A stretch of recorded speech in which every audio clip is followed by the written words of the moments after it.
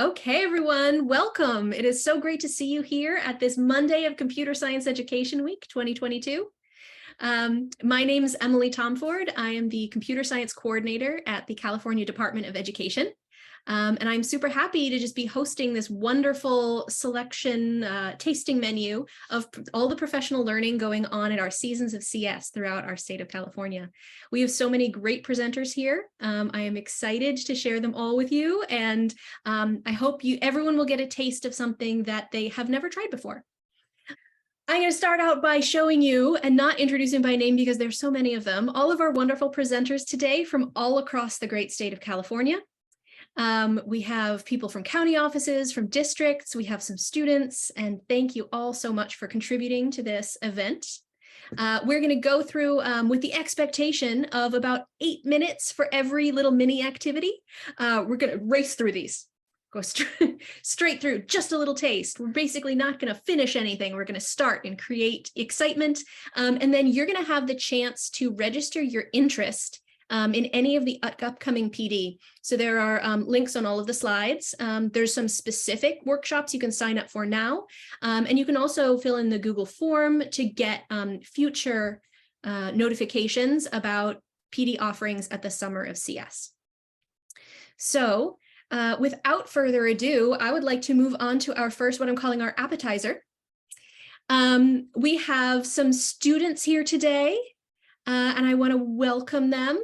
It's looking like we only have one, but that's okay. That's why I always build in 2 students. So please join me in welcoming one of my former students, and, you know, we go back ages, April Murillo, who is a senior in high school in Redwood City in San Mateo County. So welcome, April. Come on in. We may also have Sarah join us. Sarah Riyad is a sophomore at Carnegie Mellon University, and she was recently named one of the CS Heroes by CSEdWeek. So if she joins, please, Yadira, elevate her. And meanwhile, I'm going to turn it over to April. So hi, April. Thank you for being here. Hi. Hello, everybody. Hiya. Can you tell us a little bit about like why you came to computer science, like how you found it and learned to love it? Of course. So when I was 9 years old, I was just sitting at home and my mom found a flyer for like an hour of code every Sunday at my Redwood City Public Library. And she was at Starbucks when she saw the flyer and she didn't know what it was, but she's like, there's a lot of tech companies popping up and like, I want my daughter in there. So she came home and she's like, shower, get ready, we're going to the library. And I was like, okay. And then at the Redwood City Public Library, I got there a tad bit late, and I was like going through the motions of all of the hour of code program. And I was a little bit frustrated with it because like I didn't understand what I was doing. My peers were ahead of me, and I don't know, I just didn't feel comfortable there. But I continued every single Sunday, and then I absolutely fell in love with it. But computer science is very expensive, and it's also male-dominated. It's a male-dominated field. So my mom branched out to ID Tech, Girls Who Code, and things like that. And I was able to get scholarships. And so I was able to do all those programs for free. Girls Who Code really helped me be able to branch out with all the other girls that were also interested in tech, so I didn't feel alone. But yeah, that's how I became interested in it, and now I'm taking computer science at high school, and that's my major, hopefully, for college, so that's very exciting. Great, thank you, April. Sarah has also been able to join us. So hi, Sarah. Yay, hello. Hello. Hi, can you tell us a little bit about how you found computer science, how you decided to pursue it? Yeah, of course. So growing up, my father, he was a civil engineer. So I always like played around with stuff on his computer as a kid. But within the element of school, I first was introduced to it with the code.org, like Hour of Code. But I noticed that a lot of my peers were a lot faster than me, and I felt very discouraged because I couldn't really follow along with what code.org was doing. Um, I did robotics in middle school, but still, like, since it was such a male-dominated club in our school, um, a lot of people just assigned me to notebook, and I wasn't really seen as a coder. Finally, in high school, Mrs. Gall, she reached out to me when I was asking questions about picking a class for next year, and she said, "I really think you should do AP Comp Sci Principles." I took that class, and it absolutely astounded me because it was just something that was genuinely so fun. And then I continued to move forward in my computer science classes. And although I did find times where I struggled, I definitely enjoyed it and found a love and passion by initially taking AP Comp Sci Principles in high school. Awesome. Thank you, Sarah. And thank you, April. I have a question for Sarah first, which I'd really like to know how your family supports you in pursuing computer science. Yeah, so I think my mother, she doesn't know too much about it, but my brother shows me all these cool different research papers help me um, that help me find inspiration in projects I want to pursue, and it kind of gives me ideas for things that I apply my computer science to. Within my father, like as a child, he always taught me to think like an engineer, and I think that really applies to what I study today in my pursuit at CMU, where I kind of come up with new ways to think about my homework assignments, the research that I do, and so much more. I think just this mindset that my parents raised me with has ultimately helped me to have a unique way about pursuing computer science. Great. And April, what about your family? Well, my dad, he's an immigrant from Mexico, so he doesn't really understand what computer science is. He's just kind of proud of whatever I do. But my mom, she is my #1 supporter, and she would drive me to the moon and back to any kind of free computer science program that would take me. So she finds all of these programs, and I immediately sign up with whatever that she finds. The hour of code at the Redwood City Public Library, she made me go. She stayed there for the whole hour, made sure that like everything was fine. She took me every single Sunday, reminded me it's 3 o'clock, you better go to the library. She is my absolute #1 supporter in computer science, and definitely wants me to succeed in that. And she will fight any kind of like ID tech. It's like thousands of dollars for a week program. And she contacted the head of like the ID tech, and she was like, my daughter like is really interested in computer science, but we really can't afford it. Is there any way that she can get in there for free? And I went every single summer for about 4 years and spring breaks for free, and it was absolutely an amazing opportunity. Oh, that's great. Your mom deserves the best. A hug from all the computer science people here.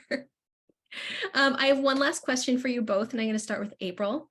What opportunities in computer science or a wider field do you wish you had? Like, what opportunities do you want to be out there, or you wish were out there when you were younger? Well, all the computer science opportunities that I've partaken in were through the Redwood City, or through different kinds of public libraries. And the thing with that was, because it was free and it was kind of in the library, there was not a lot of students engaged.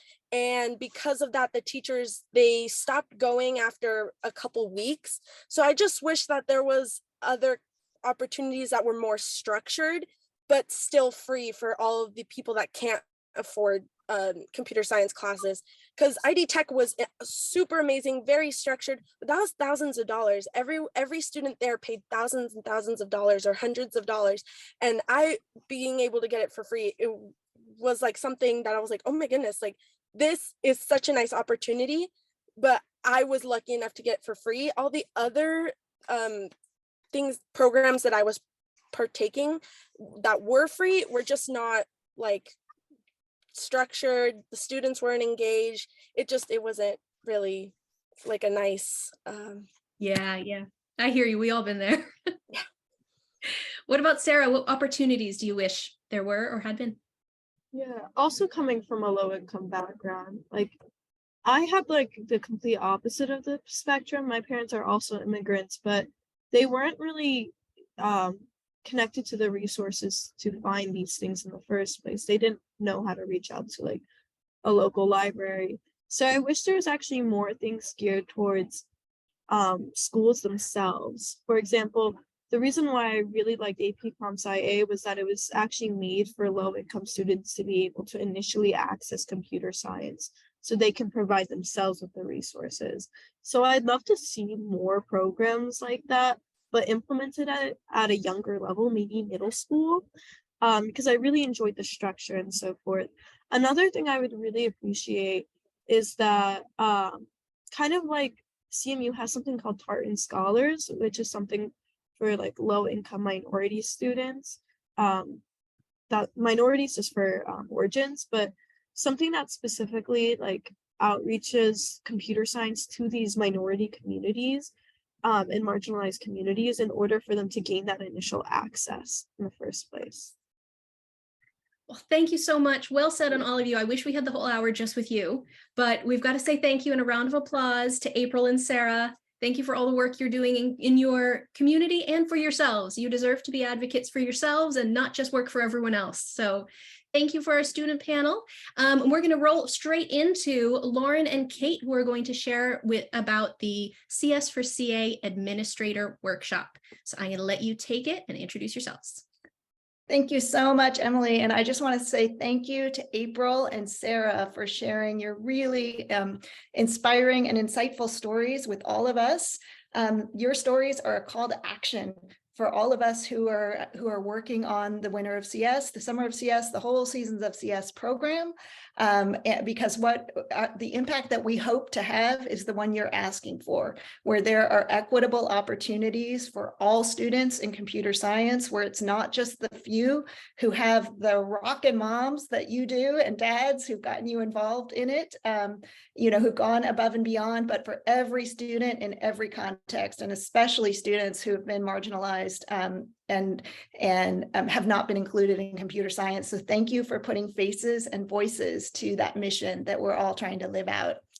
And I'm Lauren Arengaren. I serve as Director for Equitable Learning Systems at the Santa Barbara County Education Office. And my partner in all things CS, Kate, would you like to introduce yourself? Yep. Thanks, Lauren. I'm Kate Tolnai, Director of Digital Learning at the Santa Barbara County Education Office, and just really honored to be a part of this greater body of work that is, I echo Lauren. It's really speaking to the story that you both told. So thank you for that. Great. Thank you, Kate. So Kate and I are here to share the CS Equity Workshop for school leaders. We will be presenting this, facilitating this 2 times this winter, and then again at Summer of CS. And the purpose of the administrator workshop is to provide school leaders with the resources, the experiences, and some of the strategies that they'll need to implement computer science in whatever their local context is. And that workshop came out of the Computer Science Equity Guide, which was a collaborative effort from CS for California and the Scale CA project out of UCLA Center X. And so we are just delighted to be able to bring the CS Equity Guide and a number of other resources to administrators during the workshop. And what we have to share with you today is actually part of the challenges that are associated with the CS Equity Guide. And so I'm going to go ahead and just share screen and ask you all to notice that the theme that we're talking about today is broadening participation, right? Just the thing that April and Sarah were lifting up for us. And so Kate is going to go ahead and lead us through this part. And so Kate, go ahead. So as Lauren explained, the CS Equity Guide presents a number of scenarios, challenges, vignettes that really help paint a broad, realistic picture of the challenges that and the work that we are all charged with. to unleash computer science instruction for all learners. And so we want you to just take a moment. I'm going to read this out loud. Feel free to read along. And if hopefully you're familiar enough with Jamboard, we want you to consider how relevant this scenario is to your community, and then using the writing tools or or inserting an image, just go ahead and plot where you are on this Likert scale of how relevant this might be in your community. So here we go. You collect data for your district and notice that although you have a diverse student body, your CS classes have students that are predominantly white and Asian males. When you approach the teacher with this data point, the teacher does not see this as a problem, but rather says, that's just who's interested in CS. And please remember, this is from the perspective of decision makers and administrators. So the question we're asking you to consider is, how relevant is this scenario to your community? If you agree that it is very relevant, you would be on the higher end of the spectrum. And if you think it's less connected to the challenges of your community, you would be towards the lower end of the spectrum. And yeah, I'll just give you a moment to plot that out.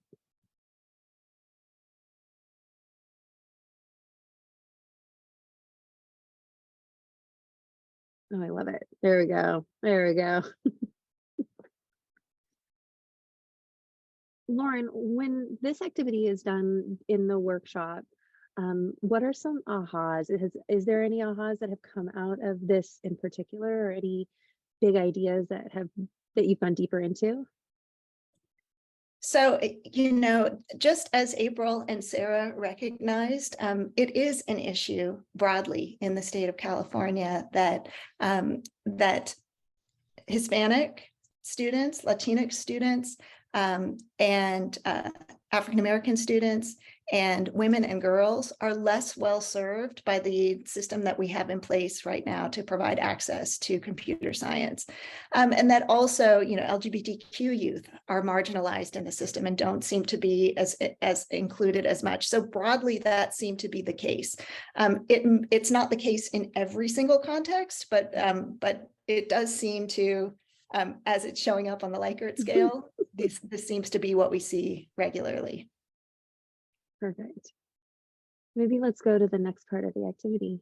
Okay. I see trends popping up here. That's great. Thank you all for sharing. I'm going to go ahead and scooch us forward.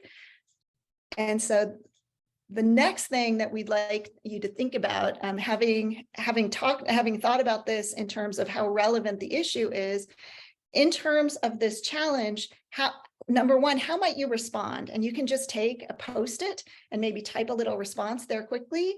Or the other one is, what could you do, right, in your role to ensure that CS classes are more representative of your student body? So you can choose which one you would like to respond to. How might you respond to the teacher, or how might you act within your system? And great, I can see people are picking up some Post-its. What I'm really excited about with this workshop that we're going to be facilitating is the very explicit directive that this is a shared effort, that this work can't happen in isolation. Decision makers can't do this to teachers. Teachers can't do this to students, and students can't do this to anybody. And what role do counselors play? What role do support staff play? What role do caregivers play? So these are all bigger conversations that we get to explore as we take this pretty heady conversation and really expand it and align it to the CS Equity Guide. And yeah, and I want to just add to that, Kate, yes, that we look at these challenges, and then the CS Equity Guide and the workshop itself provides resources to answer some of the questions that are in these challenges. And with that, I think we're coming to the end of our time. So, so I just would like to thank you. And Kate, would you like to say anything to wrap us up? Oh, I hope to see people here. If anything, thank you for just being on this call and engaging during CSEdWeek.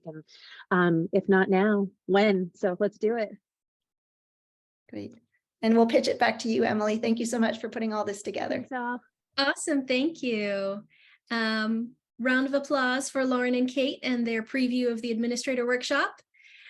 The next thing we have is the Elementary 4 Computing Workshop, which is going to be led by the wonderful Omar Shepard and assisted by Rudy Escobar. So take it away, Omar. Thank you, thank you. Allow me to formally introduce myself. I'm Omar Shepard. I have the honor of serving as a curriculum specialist in STEM and career education with the Orange County Department of Education. Joining me right now is Rudy. Hello, everybody. I'm Rudy Escobar. I'm STEM coordinator and computer science coordinator, Stanislaus County Office of Education, and I'm glad to be here and joining Omar. And one of the cool things I think I get to do as a curriculum specialist serving 28 districts in Orange County is getting to go out and support schools with finding ways they can implement computer science. In today's presentation, what I hope to share is a glimpse of what that looks like for us out in the county. So essentially, I want you to think of the K-5 school district. Many of the spaces we work in, they're often working in trimesters where they're trying to find where is there time for us to integrate CS with so many things going on.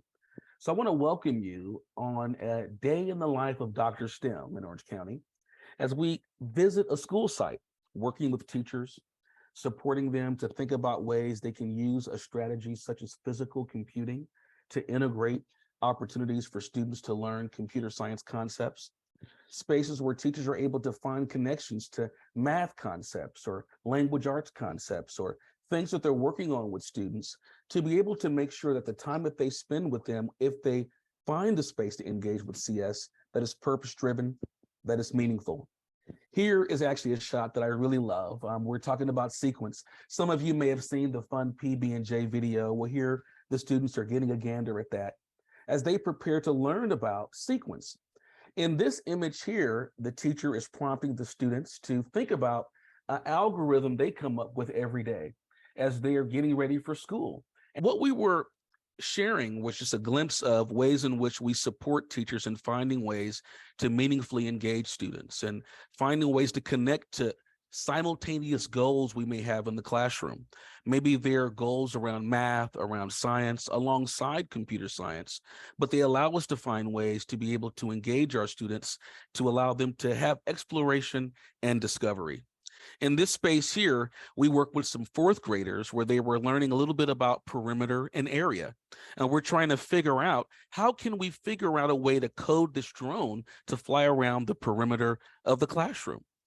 Here is a great image I love to share. It's an image of some young learners using some pink cats, if you see them there, to come up with the calculations for the perimeter in their classroom.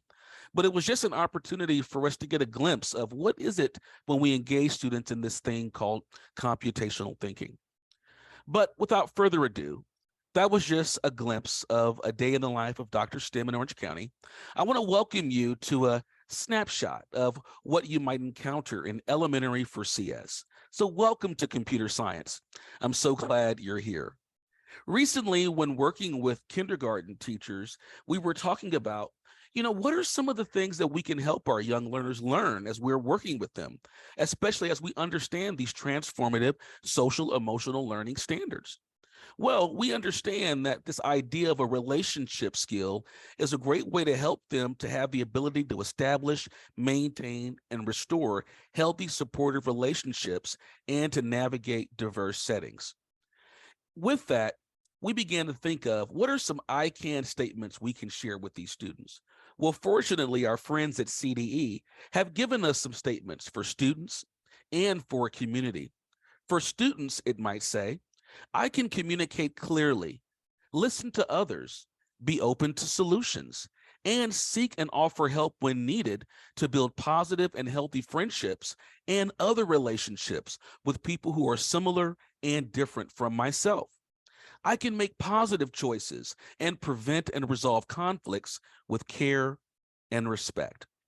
What a great thing for all of us to know, especially our young learners.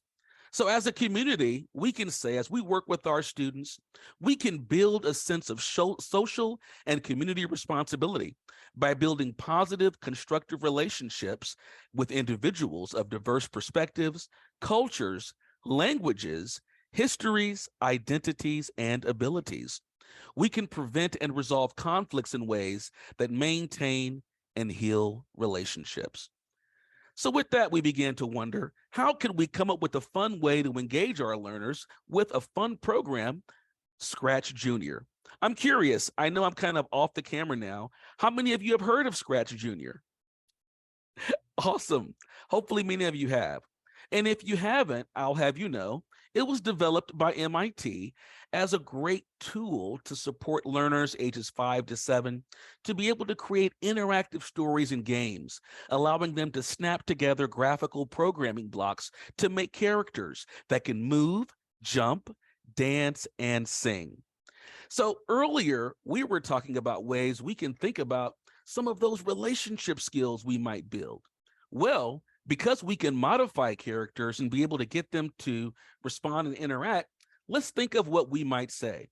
I'm going to take us into Scratch Junior in just a moment to get some feedback from one of my students, Rudy, who'll help guide me through some ideas. Let's begin with this. And I'll begin by orienting us in the space. You'll notice here it's very similar to Scratch, but it's a more lean environment for young learners. And I'll begin by pressing this flag here. Let's see. Hi, Crab. Can I call you Lobster? Actually, my name is Charlie. Oh, wow. I'm curious. Rudy, did you have a chance to hear that? Yes, I did. I wonder, was that kind of Tick to try and call Crab Lobster? No, I don't think it was very kind. I think it needs to be kinder. So if you were first greeting the crab for the first time, that we know his name is Charlie now, what do you think some things you might say to help support building a good relationship? Could say something like, "Good morning, Charlie." Oh, I like that. Good morning, Charlie. Let's go ahead and create another intro for our friend here. I'll grab a flag so it'll start our program. We'll then think about some audio that the person could say. So what do you think? You said good morning, Charlie. Well, at this point, I don't know if Tick knows Charlie's name yet. So what else might we say? Good morning. What is your name? Good morning. What is your name? All right, let's take a look at that. Let's see if we've got that. Good morning. What is your name? But ultimately, the idea here is to share that while we're engaging our learners in ways they can understand more about programming, and we're engaging them in some of our computational computer science standards, it also was a great way for us to identify connections that intersect across our other content areas that we're working with. So we do invite you to join us during the summer of CS. Please do register your interest. And thank you, Rudy, for joining me today in class. And thank you, everyone, for joining me at this time. Thanks so much, Omar, and thank you, Rudy. The next presenter is Andriana Murphy, who's going to give us a little preview of Counselors for Computing. Hello, everyone. Thank you so much as well for having me. Hopefully my sound is coming in okay. So again, my name is Andriana Murphy. I am a counselor in our school district, San Diego Unified School District's CCTE department, College Career Technical Ed. My position's fairly new in the past, I say new, in the past 2.5 years. I joined pre-pandemic. And it's honestly the best job I could ever have. I love being in the career tech ed space. But a little bit of background is I was connected with Counselors for Computing 7 years ago. Prior to that, I was at a San Diego high school as a school counselor. Had been there approximately 15 years, and we offered computer science courses. And when students would ask me, "Hey, I'm interested in this class. What is it about?" And I'd be like, "It's great. It's AP Computer Science. So it's an AP class. It's got computers. And I'm sure there's some, science stuff that you're going to do. Why don't you go ask the teacher?" And I realized that I knew absolutely nothing about it. So I met a coworker who was a computer science teacher. And I realized that I had offended her one day when I misspoke about what computer science was. And she had a nice heart-to-heart with me, but she introduced me to this pathway, and she realized that maybe counselors need a little more TLC in this subject. So my activity, if I can share, is in the chat. I know that there might be some counselors and some teachers here. A student is selecting courses for the next school year. They ask you, what is computer science? What do you reply? Maybe we can take a minute or two. We'll see what pops up here in the chat. All right, solving problems with computers. That is great. It is how the world works. Some great answers. Well, my teaser is that counselors for computing, oh great, creating, innovating new programs, thinking these are great. Where was everybody when I needed all of these 7, 8 years ago? Oh, thank you so much, everyone, for sharing. Well, what's great is now I really feel comfortable as a school counselor sharing what the field is and how I can help students and families navigate that space. Here in our San Diego area, if there are any of you that are here, please share this information with your teachers, students, and all those that work with students. We have Upward Bound programs, talent search, a lot of auxiliary services that help students as they navigate the middle school, high school setting, what their post-secondary plans are. So in conjunction with UCSD Create, Counselors for Computing, we held a session December 2nd. Omar was there. He drove from Orange County down to San Diego. So I loved meeting him. And we're excited to host another event next week on the 13th. We go into quite a few things about computer science, why school counselors, what it looks like in California, the young women and untapped talent, why expanding access matters, inclusion, and how do we make this, how do we communicate what amazing programs are available to our students and our families and tearing down those barriers. I know our student speakers spoke of cost.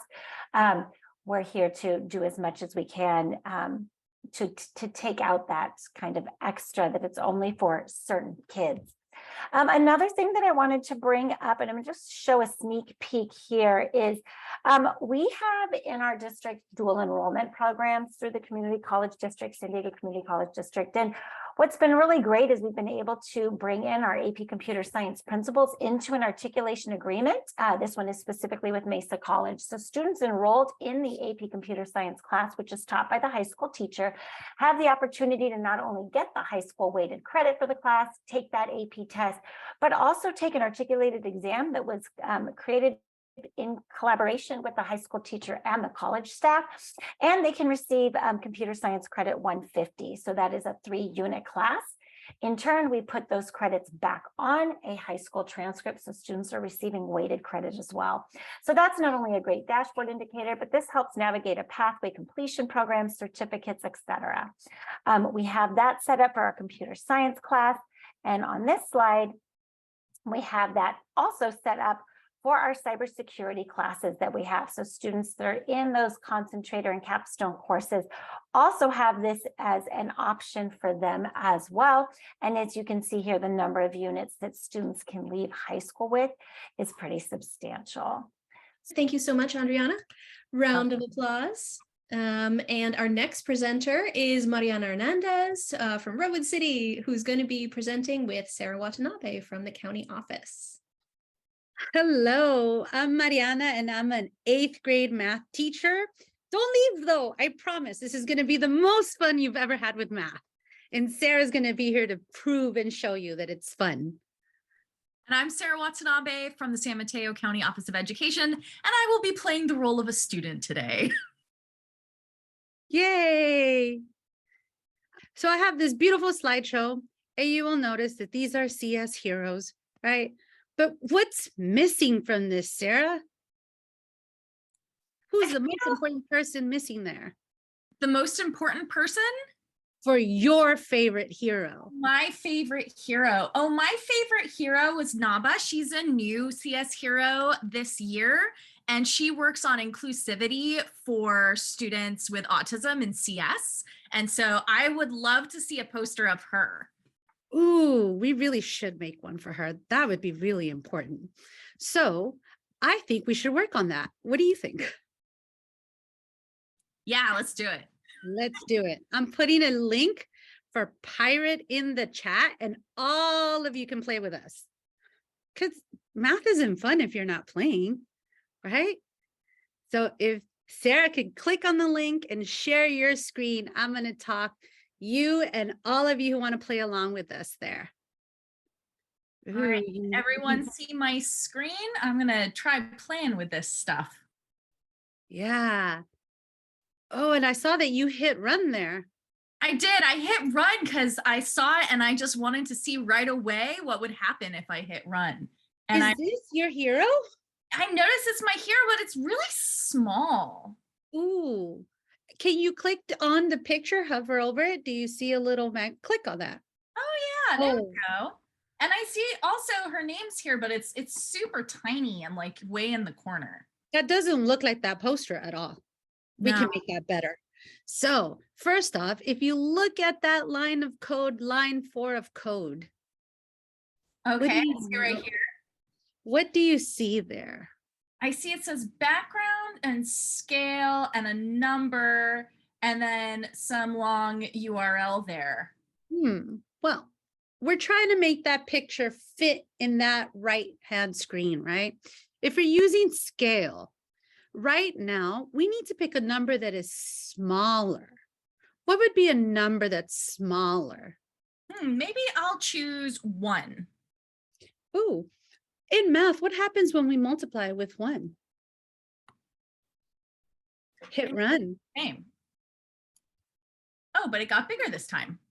Well, actually, it's getting smaller because the magnifying glass was so big, it didn't even fit on our screen. Oh, that was cool. So it was actually too big before, even though it looked small, but the program was making it look smaller so it would fit. There you go.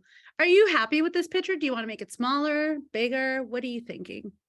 I think this size is pretty good. Okay. We need to fix her name though. I can't even see where her name's at. Yeah, it's like blending in with her shirt and it's way down here. And I'm wondering if we can make it pop a little bit more and maybe move it to this empty space there. Yeah, so let's go to the next line of code. And what do you see there? We see hashtag, right? And we see the function is text. I have the contract above, but what part of the data there would change something? What can we change? Well, it looks like we can change her name, but I don't want to do that. And then there's a number and a color. What do you think about the number? Can we make that bigger, smaller? I'm thinking we make it bigger and see what happens. Okay. I'm going to choose 50. And I'm going to step out of this role for a second. For those of you who are teachers here, I want you to notice, Sarah, go ahead, click run. I want you to see when we talk to students about authentic problem solving in math, we talk about guess and check, try multiple times, but most of our textbook problems are not really where we're troubleshooting, where we're doing real guessing and checking here. And so this is something where the kids are really testing this out for themselves. And so, are you happy with the color? Where do you think we would change that? I think I would change it here. And I want something that'll really stand out against what's in the picture. So I might try blue. Blue. It's mostly reds in the picture. Oh, but I hit enter and it went to the other line. Oh, we have to hit run. Oh, that looks nice. But wait, there's a little problem here. Yeah, it's like off the ends. Yeah, it's blocking her. And she has a nice empty space behind her on that wall. Can we go to the next line of code that we have there? Yeah, it says put image, hashtag, and then there's 2 numbers and background. So if we've noticed before, we did the background is my picture, right? And the put image, the hashtag is her name. So we need to put her name on the background, right? So how do you think we could use, what do those numbers tell us? So I see up here in the notes that the first number is the X coordinate. So it'll probably move it this way. And the second number is the Y coordinate and it'll move it this way. But I'm not sure where 0, 0 is on this picture yet. Oh, Well, we could always try changing one number and figure it out, which direction it's moving us. I'm gonna see if I try 200 for the X. I want to see what that does. Oh, that kind of moved it more in the middle. So for those of you following along, the 0 is at the bottom left. It works like an actual Cartesian plane in math, right? And so with that, you have to keep playing, or you have to come back in summer and figure out all the other cool things we can do. But if you notice, kids are thinking, they're troubleshooting with the X and Y coordinates. I put some extra little codes, contracts underneath there for you. If you really want to make that poster, there's a rectangle and above, and you can troubleshoot and play and guess and check how you too can make an awesome poster for your history class, for your science class. Have the kids do their book reports this way instead. Have fun. Come join us. Awesome. Thank you so much. Round of applause for Mariana and Sarah. Well done. Our next presentation is from Sonal Patel and Sharisa Chan down at San Bernardino. Take it away, Sonal. Hello, everyone. Hi, everyone. I'm Sonal Patel. I'm the Program Manager for Digital Learning and Computer Science at San Bernardino County Superintendent of Schools. And with me, I have the wonderful Dr. Chan. Do you want to introduce yourself? Sure. Hi, everyone. I'm Sharisa Chan. I'm a digital learning project specialist and computer science project specialist here with Sonal at SBCSS. Awesome. And we're going to give you a little taster of 2 workshops that are coming up that we're really excited to facilitate, along with a lot of great collaborators. The first one is Changing the World Bit by Bit with Microbit. And that's a 1-day workshop on January 25th. And then we've got the Equity-Minded Workshop, Equity-Minded Instruction in Computer Science Workshop on June 12th through June 16th. And this is a 5-day workshop with many activities that are centered around inclusive and equitable CS practices within current instructional settings for 3rd through 12th grade. And this course is actually going to, it's a little unique in that it's very hands-on. We have many different speakers that come in to present some really great ideas around inclusive and equitable CS. And we have an opportunity for people to design, that's the most unique part of it, design around the sustainable goals. So I'll talk to you a little bit about that in a moment. The course is also going to be offered in an asynchronous format, so it will be kind of hybrid. Very exciting. So we're going to go right to it. Dr. Chan is actually going to be a participant from the workshop. We're going to engage in a little activity around design thinking, and we'll just start right here with the design thinking protocol. For those of you that do not know the design thinking protocol, it's part of the engineering process, which is a human-centered approach with a primary focus on empathy to uncover these deep needs and insights. And both of our workshops are centered around the United Nations Sustainable Development Goals. So today, Dr. Chan is going to pick one of these goals, and we're going to do some ideating very shortly. Pick a goal that means a lot to you, something that you want to solve a problem around. Well, being that I am in education and I love to make sure students have what they need, I will choose quality education. Okay, and let me just kind of share my screen a little bit. So she just empathized with quality in education, and that is a big category, right? So now what she's going to be thinking about is what part of quality education do you want to take on and consider as you're thinking about developing a possible solution using computer science skills? Well, something that's near and dear to me is equity and inclusion. So I think as a teacher, an issue I'd like to solve is one along the lines of how might we get to know our students better so that we can provide effective and quality instruction for them. Awesome. And then if you wouldn't mind just defining that problem. I know this is a really truncated version of that workshop, right? So she'd have lots of time to empathize and research and do some needs assessments. And now she's at the point of, if we fast forward to the future, she's at the point of articulating her problem. Right. So the problem, so through my research, I've done all my research now. Through my research, I've learned that we really need to take some time to figure out who we're working with so that we can have empathy when we're working with them and really know who our students are and build one another up in a community as a classroom and kind of as a solid unit, especially as a teacher, so we can best fit the needs of our students through our instruction. So research shows that we have to be able to do that in an engaging way, but that starts with getting to know who's in the room and really know not just their name, but who they are. So I'd like to find a way to figure out how to do that a little bit better.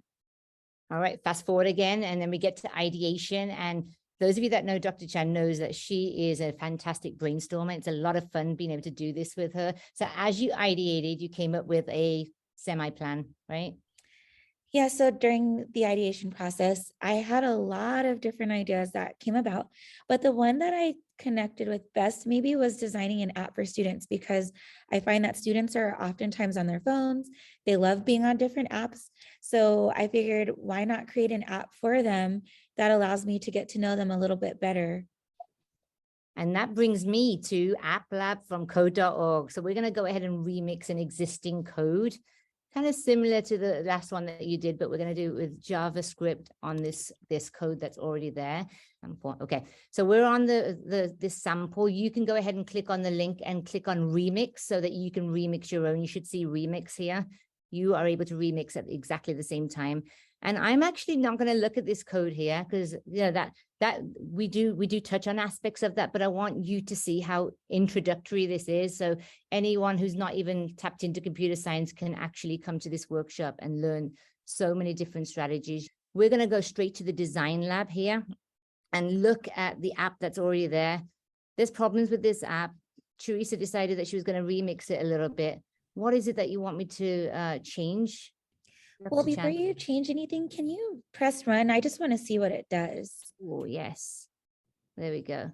Okay, so it pretty much just turns into a phone and it kind of stays the same. Yes, I can actually. Oh, here we go. Yep, we can keep going. Okay, so we can add our name in. Do you consider yourself shy? Yes. I'm going to reset it because we're going to go back to that design lab here and change some of the design aspects of it. What might you change on this? Well, the text in that box is really tiny. I hardly can see it. And if my students are online learners, I know that they're not going to be able to see this. So okay. I would like to enlarge the text. And then after that, I want to read what it says a little bit better. All right, let me go ahead and click on that remix sign, and then we're going to go and change some of this up. Here's the text. Let's see. Let's click on that text. And go ahead and tell me what you would like to see in that text. I would like it. Well, I can't see it that well. I think it says. Oh, you want to make it bigger. You want to make it bigger. I wanted to make it bigger so I could see what's there. Okay. So please use this app to help me get to know you better. Well, I think I would like to say something like welcome to Dr. Chan's class, or maybe Dr. Chan's fabulous scholars welcome, or something like that. Something that's inviting, saying that, hey, I want to connect with you. Is that better? Much better.